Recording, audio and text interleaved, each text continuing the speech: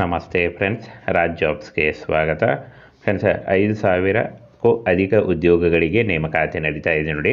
ಪ್ರತಿ ಗ್ರಾಮ ಪಂಚಾಯಿತಿಯಲ್ಲೂ ನೇಮಕಾತಿ ಇದೆ, ಎಲ್ಲ ಜಿಲ್ಲೆಗಳಲ್ಲಿ ನೇಮಕಾತಿ ಇದೆ. ಕರ್ನಾಟಕದ ಎಲ್ಲ ಜಿಲ್ಲೆಗಳಲ್ಲೂ ಕೂಡ 5,000ಕ್ಕೂ ಅಧಿಕ ಉದ್ಯೋಗಗಳಿಗೆ ನೇಮಕಾತಿಯ ಹೊಸ ಅಧಿಸೂಚನೆ ಬಿಡುಗಡೆಯಾಗಿದೆ ನೋಡಿ. ಕರ್ನಾಟಕ ಪಂಚಾಯತ್ ರಾಜ್ ಆಯುಕ್ತಾಲಯ, ಗ್ರಾಮೀಣಾಭಿವೃದ್ಧಿ ಮತ್ತು ಪಂಚಾಯತ್ ರಾಜ್ ಕಾಳಿದಾಸ್ ಮಾರ್ಗ, ಗಾಂಧಿನಗರ, ಬೆಂಗಳೂರು ನೋಡಿ. ಇಲ್ಲಿಂದ ನೇಮಕಾತಿಯ ಹೊಸ ಅಧಿಸೂಚನೆ ಬಿಡುಗಡೆಯಾಗಿದೆ ನೋಡಿ. ಇಲ್ಲಿ ಮುಖ್ಯ ಕಾರ್ಯನಿರ್ವಾಹಕ ಅಧಿಕಾರಿಗಳು ರಾಜ್ಯದ ಎಲ್ಲ ಜಿಲ್ಲಾ ಪಂಚಾಯಿತಿಗಳಿಗೆ ಅಂತ ಕೊಟ್ಟಿದ್ದಾರೆ. ರಾಜ್ಯದ ಪ್ರತಿ ಗ್ರಾಮ ಪಂಚಾಯಿತಿಗಳಿಗೂ ಹೊಸದಾಗಿ ಒಂದು ಡಾಟಾ ಎಂಟ್ರಿ ಆಪರೇಟರ್ ಉದ್ಯೋಗಗಳನ್ನು ನೇರ ನೇಮಕಾತಿ ಮೂಲಕ ಭರ್ತಿ ಮಾಡಿಕೊಳ್ಳುವ ಕುರಿತು ಅಂತ ಕೊಟ್ಟಿದ್ದಾರೆ. ಅಂದರೆ ಇಲ್ಲಿ ನೋಡಿ, ನೇರ ನೇಮಕಾತಿ ಅಂತ ಹೇಳಿದ್ದಾರೆ. ಯಾವುದೇ ರೀತಿಯ ಎಕ್ಸಾಮ್ ಇರಲ್ಲ ನೋಡಿ, ಯಾವುದೇ ರೀತಿಯ ಲಿಖಿತ ಪರೀಕ್ಷೆ ಇರಲ್ಲ, ನೇರವಾಗಿ ಆಯ್ಕೆಯನ್ನು ಮಾಡಿಕೊಳ್ಳಲಾಗುತ್ತೆ. ಹಾಗೆ ಈ ರೀತಿಯಾಗಿ ಒಂದು ನೋಟಿಫಿಕೇಷನ್ನ ಬಿಡುಗಡೆ ಮಾಡಿದ್ದಾರೆ. ಅಂದರೆ ಇನ್ನು ಮುಂದುವರಿದು ಡಾಟಾ ಎಂಟ್ರಿ ಆಪರೇಟರ್ಗಳ ನೇರ ನೇಮಕಾತಿಗೆ ಸದರಿ ಹುದ್ದೆಗಳನ್ನು ಭರ್ತಿ ಮಾಡಲು ಜಿಲ್ಲೆಗೆ ಒಂದರಂತೆ, ಅಂದರೆ ಪ್ರತಿ ಜಿಲ್ಲೆಗೂ ಮತ್ತು ಪ್ರತಿ ಒಂದು ಏನು ಪಂಚಾಯತ್ ಇಲಾಖೆಗೆ ಅಲ್ಲಿಂದ ಪ್ರತಿ ಗ್ರಾಮ ಪಂಚಾಯಿತಿಗಳಿಗೆ ಆಯ್ಕೆಯನ್ನು ಮಾಡಿಕೊಳ್ಳಲಾಗ್ತಾ ಇದೆ ಅಂತ ಹೇಳಿದ್ದಾರೆ ನೋಡಿ. ಇಲ್ಲಿ ಈ ರೀತಿಯಾಗಿ ಒಂದು ಆದೇಶದ ಪ್ರತಿಯನ್ನು ಬಿಡುಗಡೆ ಮಾಡಿದ್ದಾರೆ. ಬನ್ನಿ ಇದರ ಬಗ್ಗೆ ಒಂದೊಂದಾಗಿ ಮಾಹಿತಿಯನ್ನು ತಿಳಿಸ್ಕೊಡ್ತೀನಿ. ಇಲ್ಲಿ ಕಾಣಿಸ್ತಾ ಇದೆ ನೋಡಿ, ಗ್ರಾಮ ಪಂಚಾಯಿತಿಗೆ ಒಬ್ಬರಂತೆ ರಾಜ್ಯಾದ್ಯಂತ ಒಟ್ಟು ಸುಮಾರು 5,980 ಹುದ್ದೆಗಳಿಗೆ, ಈ ಒಂದು 5,980 ಬೃಹತ್ ಹುದ್ದೆಗಳಿಗೆ ಡಾಟಾ ಎಂಟ್ರಿ ಆಪರೇಟರ್ ಉದ್ಯೋಗಗಳಿಗೆ ನೇಮಕಾತಿ ನಡೀತಾ ಇದೆ. ಆಯುಕ್ತರು ಕರ್ನಾಟಕ ಪಂಚಾಯತ್ ರಾಜ್ ಇಲಾಖೆಯಿಂದ ನೇಮಕಾತಿಯ ಹೊಸ ಅಧಿಸೂಚನೆ ಆಗಿರುತ್ತೆ ನೋಡಿ. ಇನ್ನು ಫ್ರೆಂಡ್ಸ್, ಇಲ್ಲಿ ನೋಡಿ, ರಾಜ್ಯದ ಪ್ರತಿಯೊಂದು ಗ್ರಾಮ ಪಂಚಾಯಿತಿಯಲ್ಲಿ ಡಾಟಾ ಎಂಟ್ರಿ ಆಪರೇಟರ್ ನೇಮಕಾತಿ ಮಾಡಿಕೊಳ್ಳಲು ಪಂಚಾಯತ್ ರಾಜ್ ಆಯುಕ್ತಾಲಯದಿಂದ ಆದೇಶ ಹೊರಬಿದ್ದಿದೆ.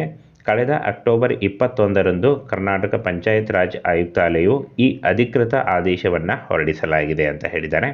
ಹಾಗೇನ ಫ್ರೆಂಡ್ಸ್ ನೋಡಿ, ಈ ರೀತಿಯಾಗಿ ಒಂದು ನೋಟಿಫಿಕೇಷನ್ನ ಬಿಡುಗಡೆ ಮಾಡಿದ್ದಾರೆ. ಒಂದು ಡಾಟಾ ಎಂಟ್ರಿ ಆಪರೇಟರ್ ಹುದ್ದೆಗಳಿಗೆ ನೋಟಿಫಿಕೇಷನ್ನ ಬಿಡುಗಡೆ ಮಾಡಿದ್ದಾರೆ.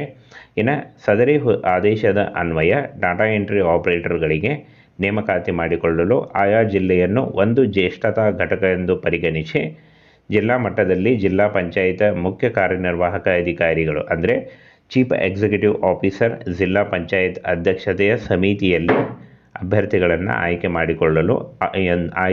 ಆಯ್ಕೆಯನ್ನು ಮಾಡಿಕೊಳ್ಳಬೇಕು ಎಂದು ಆದೇಶದಲ್ಲಿ ಸೂಚಿಸಲಾಗಿದೆ ಅಂತ ಹೇಳಿದ್ದಾರೆ. ಅಂದರೆ ಈ ಚೀಫ್ ಎಕ್ಸಿಕ್ಯೂಟಿವ್ ಆಫೀಸರ್ ಜಿಲ್ಲಾ ಪಂಚಾಯತ್ನವರು ನಿಮಗೆ ಇಂಟರ್ವ್ಯೂ ಮಾಡಿ ಆಯ್ಕೆಯನ್ನು ಮಾಡಿಕೊಳ್ಳಲಾಗುತ್ತೆ. ಈ ರೀತಿಯಾಗಿ ಒಂದು ಆಯ್ಕೆ ಪ್ರಕ್ರಿಯೆ ನಡೆಯುತ್ತೆ. ನೇರ ನೇಮಕಾತಿ ಇರುತ್ತೆ, ಡೈರೆಕ್ಟ್ ನೇಮಕಾತಿ ಇರುತ್ತೆ, ಯಾವುದೇ ರೀತಿಯ ಒಂದು ಲಿಖಿತ ಪರೀಕ್ಷೆ ಇರುವುದಿಲ್ಲ.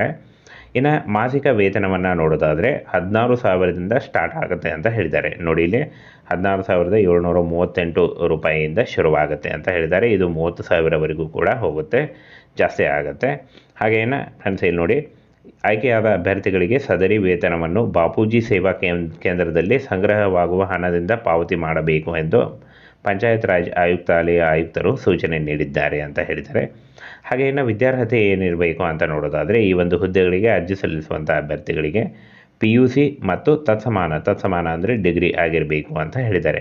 PUC ಆದಂಥ ಅಭ್ಯರ್ಥಿಗಳು ಕೂಡ ಅರ್ಜಿಗಳನ್ನು ಸಲ್ಲಿಸಬಹುದು. ಇನ್ನು ಯಾವುದೇ ಡಿಗ್ರಿ ಮಾಡಿದಂಥ ಅಭ್ಯರ್ಥಿಗಳು ಕೂಡ ಅರ್ಜಿಗಳನ್ನು ಸಲ್ಲಿಸಬಹುದು. ಎನಿ ಡಿಗ್ರಿ, ಯಾವುದೇ ಡಿಗ್ರಿ ಕೇಳಿದ್ದಾರೆ ನೋಡಿ, ಯಾವುದೇ ಡಿಗ್ರಿಯನ್ನು ಮಾಡಿದಂಥ ಅಭ್ಯರ್ಥಿಗಳು ಕೂಡ ಅರ್ಜಿಗಳನ್ನು ಸಲ್ಲಿಸಬಹುದು.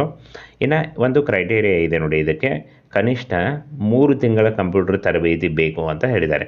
3 ತಿಂಗಳ ನೀವು ಒಂದು ಬೇಸಿಕ್ ಕಂಪ್ಯೂಟರ್ ನಾಲೆಜ್ ಮಾಡಿದಂಥ ಟ್ರೈನಿಂಗ್ ಮಾಡಿದ್ರು ಅದರ ಒಂದು ಕಂಪ್ಯೂಟರ್ ಸರ್ಟಿಫಿಕೇಟನ್ನು ಬೇಕು ಅಂತ ಹೇಳಿದ್ದಾರೆ. ಕಂಪ್ಯೂಟರ್ ಟ್ರೈನಿಂಗ್ ಪಡೆದಿರಬೇಕು, 3 ತಿಂಗಳ ಬೇಸಿಕ್ ಟ್ರೈನಿಂಗ್ ಮಾಡಿದರೂ ಕೂಡ ಅದರದ್ದು ಒಂದು ಸರ್ಟಿಫಿಕೇಟ್ ಬೇಕು ಅಂತ ಹೇಳಿದ್ದಾರೆ ನೋಡಿ. ಇದು ಕಂಪಲ್ಸರಿ ಆಗಿದೆ ನೋಡಿ, ಇದನ್ನು ಇನ್ಫಾರ್ಮೇಷನ್ನ ನೋಡ್ಕೊಳ್ಳಿ, ಕಂಪಲ್ಸರಿ ಇದೆ ಇದು.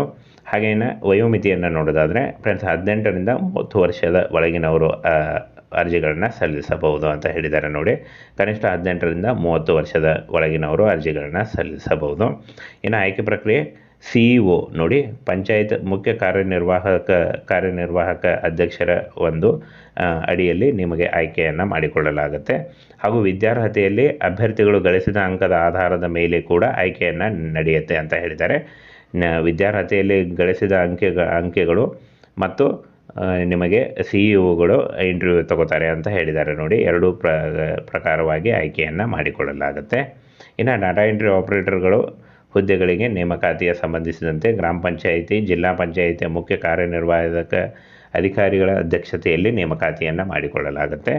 ಈ ಸಂದರ್ಭದಲ್ಲಿ ಈಗಾಗಲೇ ಗುತ್ತಿಗೆ ಆಧಾರದ ಮೇಲೆ ಕಾರ್ಯನಿರ್ವಹಿಸುತ್ತಿರುವ ಡಾಟಾ ಎಂಟ್ರಿ ಆಪರೇಟರ್ಗಳಿಗೆ ಮೊದಲ ಆದ್ಯತೆ ನೀಡಬೇಕು ಎಂಬ ಆಗ್ರಹ ಕೇಳಿ ಬರ್ತಾ ಇದೆ ಅಂತ ಹೇಳಿದ್ದಾರೆ.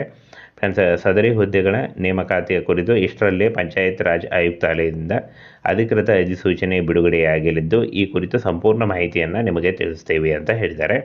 ನೋಡಿ ಫ್ರೆಂಡ್ಸ್, ಈ ಒಂದು ಹುದ್ದೆ ಕೊನೆಯ ವಾರದಲ್ಲಿ ಬಿಡುಗಡೆಯಾಗುವಂಥ ಸಾಧ್ಯತೆ ಇದೆ. ನೋಡಿ, 5,000ಕ್ಕೂ ಹೆಚ್ಚಿನ ಒಂದು ನೇಮಕಾತಿ ನಡೀತಾ ಇದೆ. ಪ್ರತಿ ಗ್ರಾಮ ಪಂಚಾಯಿತಿಯಲ್ಲೂ ಎಲ್ಲ ಒಂದು ಗ್ರಾಮ ಪಂಚಾಯಿತಿಯಲ್ಲೂ ಕೂಡ ನೇಮಕಾತಿ ಆಗುತ್ತೆ. ಫ್ರೆಂಡ್ಸ್, ಇದಿಷ್ಟು ಗ್ರಾಮ ಪಂಚಾಯಿತಿಯಿಂದ ನೇಮಕಾತಿಯ ಒಂದು ಹೊಸ ಅಧಿಸೂಚನೆ ಬಗ್ಗೆ ಇನ್ಫಾರ್ಮೇಷನ್ ಆಗಿತ್ತು.